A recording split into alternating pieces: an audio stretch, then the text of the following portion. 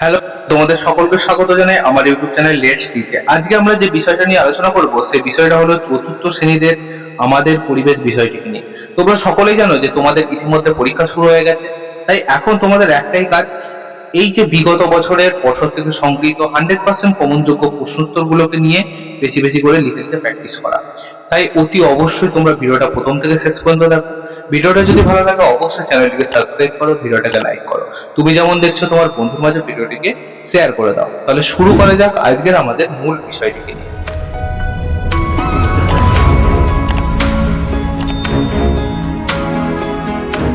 দেখো, তোমাদের যে পরীক্ষা শুরু হতে চলেছে সেখানে দেখো পরীক্ষার্থীর নাম তোমরা তোমাদের নিজেদের নাম লিখবে, বিদ্যালয়ের নাম লিখবে এবং ক্রমিক সংখ্যা অর্থাৎ তোমাদের রোল নম্বর কত সেটা কিন্তু এখানে লিখে দেবে।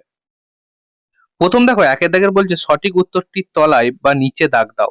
দূরবীন আবিষ্কার করেছেন আর্যভট্ট, রাকেশ শর্মা নাকি গ্যালিলিও? তাহলে সঠিক উত্তর কি হবে? গ্যালিলিও। আদিম মানুষ গুহা আলোকিত করে রাখতো তেল, চর্বি নাকি পশুর চামড়া জ্বালিয়ে? তাহলে সঠিক উত্তর কি হবে? চর্বি। একটি দাহ্য বস্তু হলো জল, কেরোসিন নাকি দুধ? দাহ্য বস্তু কাকে বলে? যে বস্তুগুলো আগুনের মাধ্যমে সহজে জ্বলে। তাহলে উত্তর কি হবে? কেরোসিন। ঢেপ্প বলা হয় কাদের? মালাকারদের, পিতল ঢালাই শিল্পীদের নাকি তাঁতিদের? তাহলে সঠিক উত্তর কি হবে? পিতল ঢালাই শিল্পীদের। দুয়ের দাগের বলছে গলানো লোহার সঙ্গে কিছু কিছু পদার্থ মিশিয়ে কি তৈরি করা হয়? তাহলে এটা তৈরি করা হবে কি? ইস্পাত। হর্ষই দন্তেস পয়াকার, তো ইস্পাত হবে সঠিক উত্তর। ধনেখালির ড্যালস শিল্প বিখ্যাত? ধনেখালির হচ্ছে তাঁত শিল্প বিখ্যাত। আদিবাসী সাঁওতাল মেয়েরা হাত ধরে ড্যাশ গাইতে গাইতে নাচ করে? তারা কি করে? ঝুমুর গান গাইতে গাইতে। তাহলে আমরা এখানে লিখবো ঝুমুর গাইতে গাইতে তারা কিন্তু নাচ করে থাকে। তিনের দাগে দেখো বলছে সঠিক বাক্যটির পাশে টিক দাও এবং ভুল বাক্যটির পাশে কাটা চিহ্ন দাও। তামা হলো মানুষের ব্যবহৃত প্রথম ধাতু। অবশ্যই সত্যি, তামা মানুষ প্রথম আবিষ্কার করেছে। তাহলে আমরা এখানে টিক দেব। টুল হলো ছোট ছোট যন্ত্রপাতি। টুল, সকল যন্ত্রপাতিকেই টুল বলে, ছোট ছোট যন্ত্রপাতিকেও কিন্তু টুল বলা হয়, এটাও হবে সত্য।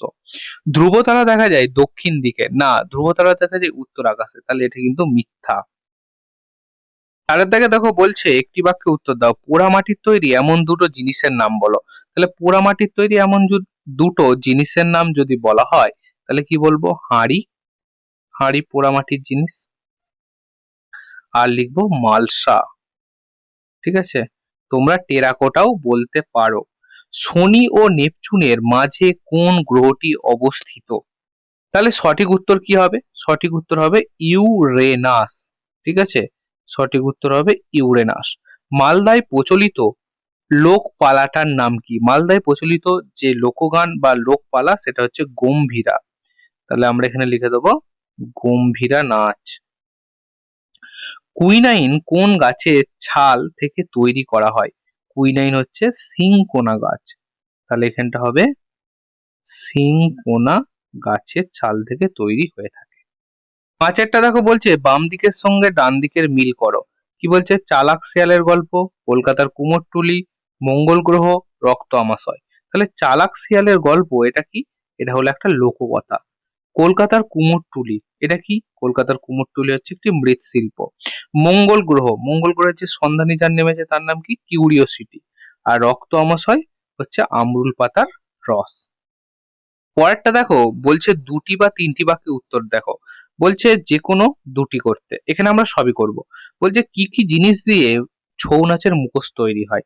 তাহলে প্রথমে কি কি কি জিনিস দিয়ে মুখোশ তৈরি হয়?